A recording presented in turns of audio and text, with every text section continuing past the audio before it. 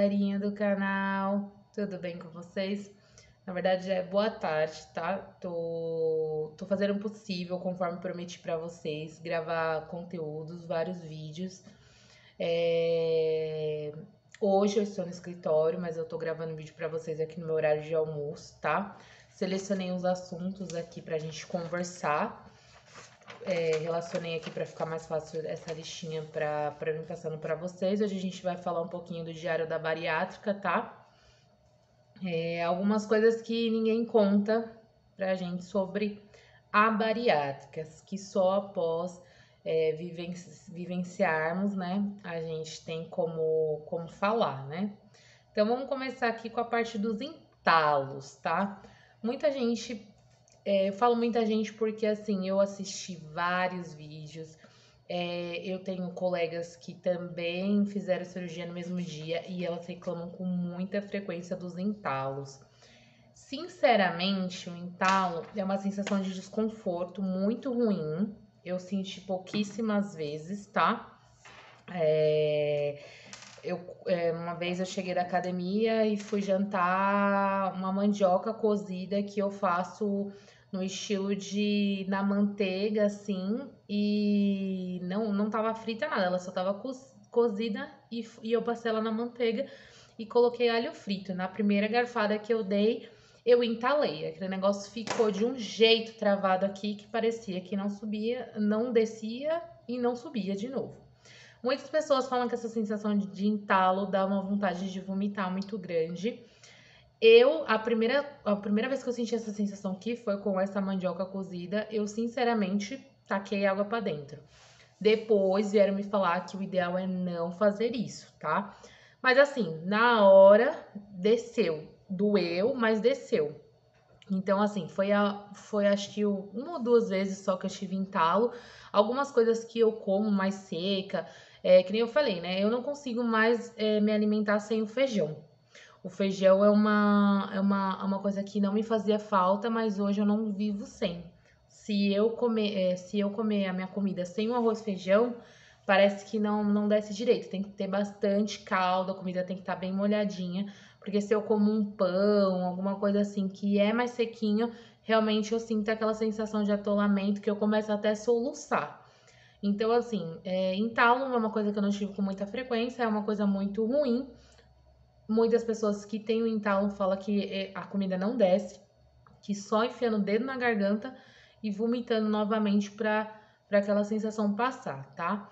Mas tá aí a dica que eu não sofri muito com isso. Vamos lá falar um pouquinho de tratamento psicológico, tá? O que ninguém te conta também é que você, para fazer a cirurgia bariátrica, você precisa ter um acompanhamento psicológico antes, né, pré e pós cirurgia. Isso é muito bom, tá? Eu faço tratamento todas as quartas-feiras com a minha psicóloga. Não foi a mesma psicóloga que eu passei no pré-operatório e também não foi a psicóloga que me deu a avaliação para internação. Mas essa psicóloga que eu tô passando agora, ela tem suprido bastante as minhas necessidades. As nossas consultas são mais ou menos de 1 hora nessa uma vez na semana. E tá sendo muito bom o tratamento, tá? Então, acho muito importante que vocês tenham esse acompanhamento pré e pós-operatório, tá? Vou falar com vocês um pouquinho sobre o dumping. O dumping, gente, o que é o dumping? É uma sensação, eu já tive, tá? Uma única vez. Eu tava com acho que 2 meses de operada, já não estava mais na dieta líquida. Eu fui dar um pedaço de bolo pro meu filho e realmente assim, eu fiquei com vontade e experimentei uma colherzinha de chá, de café, assim, sabe, do bolo. E eu nem experimentei do recheio, nada, só o bolo de chocolate, mas ele era molhado com leite condensado, biriri bororó. E aí, simplesmente, eu comi, aí eu vi que não aconteceu nada, dei mais uma colheradinha e fui dormir. Gente, aquela sensação de sono foi me dominando, eu achei que como era tarde, era normal, e eu acabei dormindo. No outro dia, quando eu levantei, eu fui pra beirada da pia da cozinha assim que eu não conseguia ficar de pé. Eu tomei uma água, só que assim, aquela sensação de vômito vinha assim, tipo, com vontade, mas eu não tinha o que vomitar, porque meio que meu estômago já tinha feito digestão do dia passado, né? E aí eu fui pra beirada da privada e fiquei lá e assim, até meu espírito voltar pro meu corpo, porque eu ali, sinceramente, a sensação foi muito ruim mesmo. Uma sensação de tremedeira, de arrepio, de tudo mais, até meu corpo voltar novamente. Então eu confesso que depois que eu tive essa sensação de dumping, esse dumping, eu fiquei com muito medo de comer doce. Mas também depois, quando hoje eu tenho mais de 3 meses de operada, mas depois que eu comi o doce e eu vi que eu não passei mais mal, eu vou contar pra vocês que eu acabei avacalhando, tá? Mas já tive uns dumpings mais fraquinho com outras coisas sem ser doce, tá? Então tem gente que tem o dumping com gordura, outras pessoas com excesso de sal, outras com o doce, entendeu? É uma sensação de calafrio e assim, é porque tudo que a gente come cai direto no nosso estômago, né? Então, tipo, é uma questão assim de que nós, é uma sensação muito rápida. Então, pra mim, como eu comi e eu não passei mal, eu dormi. No outro dia eu achei que ia estar tudo bem, entendeu? E não foi bem assim. Então, essa é a sensação do dumping, tá? Uma coisa bem ruim mesmo. Vou falar pra vocês a questão um pouco dos gases, né? Assuntos polêmicos. Vou falar de cocô, vou falar de gases, vou jogar real pra vocês aqui, né? A sensação dos gases. Os cheiros são bem desagradáveis, tá? E depois da cirurgia aumenta muito a vontade de gases. E é uma coisa que se torna automática.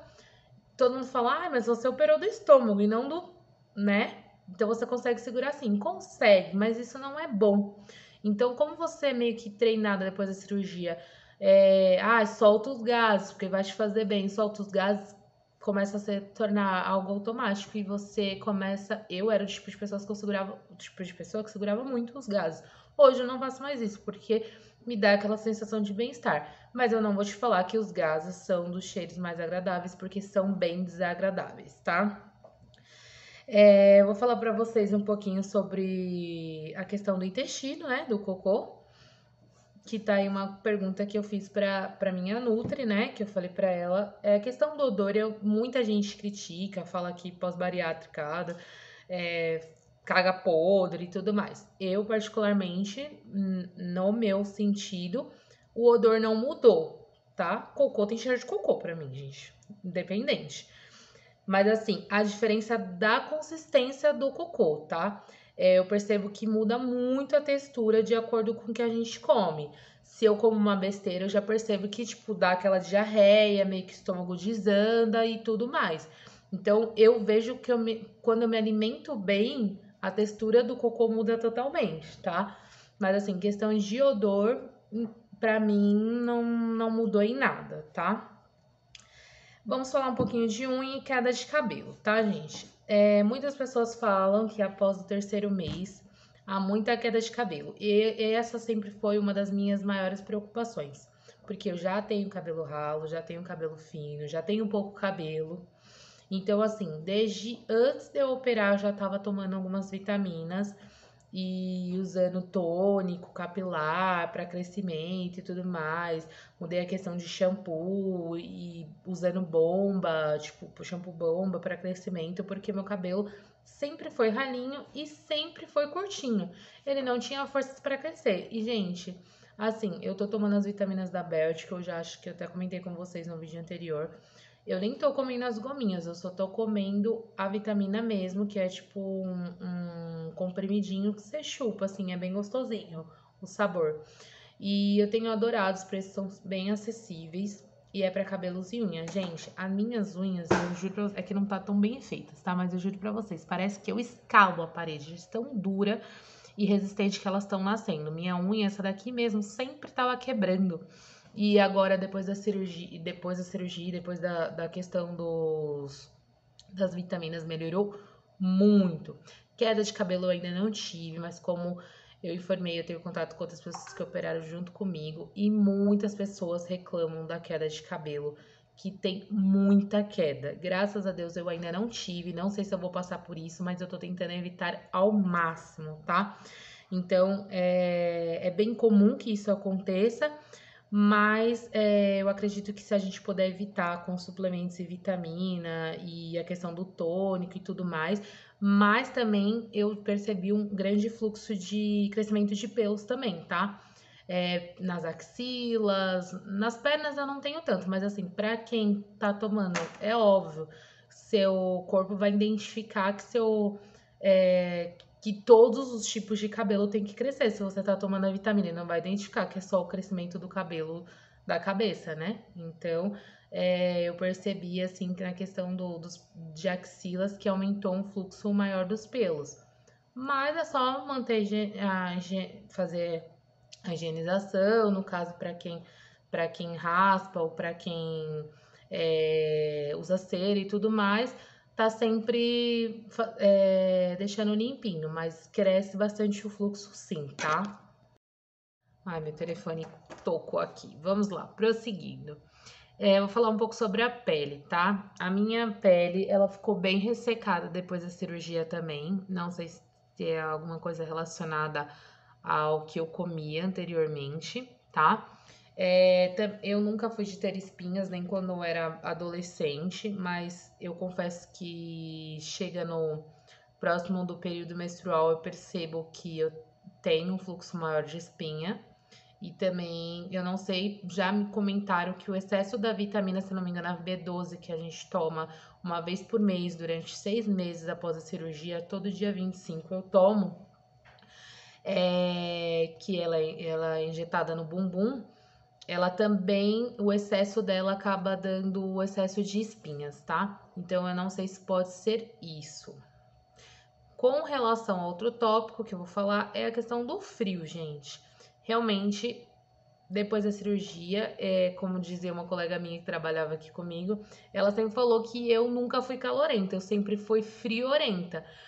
Porém, depois da cirurgia, eu piorei então, gente, porque assim, eu sinto a sensação de frio muito, mas é normal, também o médico já falou, porque devido à grande massa de gordura que a gente perde, tá?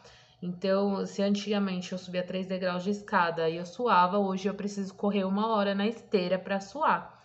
Então, assim, é um frio desgranhento que a gente sente, tá? E é frio no corpo, nos braços, nas pernas e nos pés.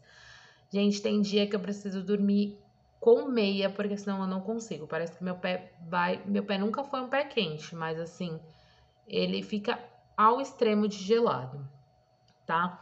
Então, e outra questão, e não menos importante, é sobre a questão do bariátrico não sentir fome. Gente, isso é mito, tá? É normal, você tem um estômago ainda, ele tá menor, mas você tem um estômago, então você vai sentir fome. Tem pessoas que falam que não sentem. Ótimo, não é o meu caso, tá?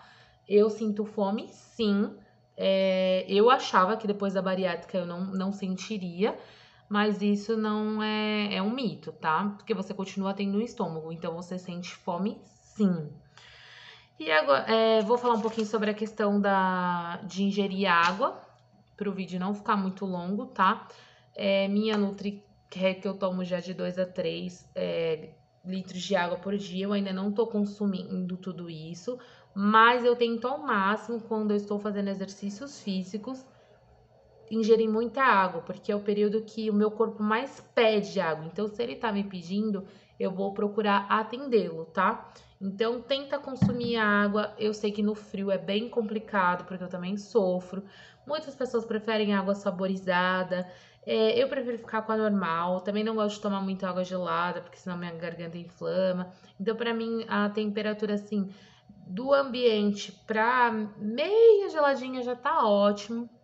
Mas procura sempre ter uma garrafinha próximo de vocês, tá? Isso é essencial para quem faz a cirurgia. Se não quiser perder a vesícula, como a minha Nutri mesmo falou. E agora, o que o pessoal sempre pergunta, tá? E que ninguém te conta, é a questão dos gastos. Cirurgia bariátrica, gente, assim, eu fiz pelo plano, pelo meu convênio, internação, todo o procedimento foi coberto todo pelo meu plano, todo, tá? Mas assim, é óbvio que você vai ter gasto com meia cirúrgica, tá? Você tem que levar meia nova, não adianta você comprar uma meia de uma outra pessoa que já usou, não vai usar mais. É uma coisa que a gente vai usar, desculpa, durante uns 15 dias, mas é necessário que a meia seja levada para o centro cirúrgico lacrada, tá? E a minha clínica, mesmo que eu operei, a Salé, eles pediram que a meia fosse branca, tá? Não sei se é a especificação deles, não sei se é frescura, o que que é, mas eles pediram a meia branca lacrada e eles só abriram no centro cirúrgico a hora que eu sentei na mesa de cirurgia, tá? Medicação. A questão da medicação pós-cirurgia, logo depois que eu tive alta, eu já comentei em algum vídeo com vocês. Eu gastei, eu acho que 180 a 200 reais com medicação. Foram 4 ou 5 medicações que eu tive que tomar constantemente. Luftal para gases, omeprazol para o estômago. O omeprazol eu tive que tomar durante 3 meses. Não são medicamentos baratos, tá? A internação, como foi para vocês, o meu plano cobriu. Os exames também, todos foram feitos pelo meu plano e todos o meu plano cobriu. Mas eu entrei lá no histórico do plano e, se eu não me engano, eu tinha saído um histórico assim de mais de 15 mil só de exame, tá? Fora a internação, que eu nem cheguei a ver quanto que o plano repassou para a clínica, tá? Tive que comprar o Respiron, que foi uma coisa super boba, usei super pouco, mas eles pedem para levar também novo pro dia da cirurgia, que é para você ficar fazendo os exercícios respiratórios. Vitaminas, depois dos 30 dias, você meio que vai tomar, eu acho que pro resto da vida, tá? Vitamina. Então, eu praticamente eu já tinha comprado a longo prazo, assim, comprei vitaminas para 2, 3 meses direto, tá? Então, eu tô tomando as vitaminas da Belt, conforme eu já tinha falado para vocês. A questão da alimentação, nos primeiros meses eu tive pouco gasto, porque eu não tava comendo. Porém, agora já são coisas assim que eu percebi que eu preciso ter na geladeira, porque senão eu começo a comer outras coisas erradas. Então, tipo, leite, zero lactose, desnatado, eu tomo ele até hoje, então não é um leite barato, quase 5,50 cada caixinha. Tem a questão da manteiga, que eu não posso comer, iogurtes. Então, tudo isso é um pouquinho mais caro, sim. O queijo branco, hoje eu já como mussarela, queijo prato e tudo mais, mas assim, o queijo branco de início é quase 12 reais o potinho pequeno, entendeu? Então, é um pouquinho mais caro, sim, a questão da alimentação. Depois do 30 dias de bariátrica, eu voltei no médico, eu também fui receitado, ele me receitou remédio manipulado, que foi a questão das barrinhas, também não são baratos, 30 barrinhas, 30, é tipo uns alpininhos assim, 30 unidades sai 100 reais, confesso que eu mandei fazer só no primeiro mês, ainda não mandei fazer de novo, tá? Pomada para cicatrização, eles indicam a Cicatricure. Também não é uma pomada barata, custa entre 40 e 45 o menorzinho, que é para você não ficar com as cicatrizes na barriga, né? Os furinhos. E a injeção de antitrombo também, que você tem que tomar 24 horas, se não me engano, antes da cirurgia, tá? Que é a Clexane. Eu procurei no posto, mas como a minha receita era particular, eles não aceitaram. E essa injeção, se eu não me engano, eu paguei de 100 a 120 também para ser aplicada, tá? Então, não é uma injeção barata e também você praticamente não vai conseguir retirar imposto, tá? Gente, basicamente é isso. Se vocês tiverem qualquer dúvida sobre este vídeo, pode colocar nas perguntas aí embaixo, tá? Eu não vou tentar não me estender muito para não ficar o vídeo muito longo e cansativo, mas essas são algumas coisas da bariátrica que ninguém te conta, tá bom? Gente, muito obrigada pela atenção de vocês. Espero que vocês curtam o conteúdo. Aperte o sininho de notificação e dê um like no nosso vídeo. Obrigada, tchau!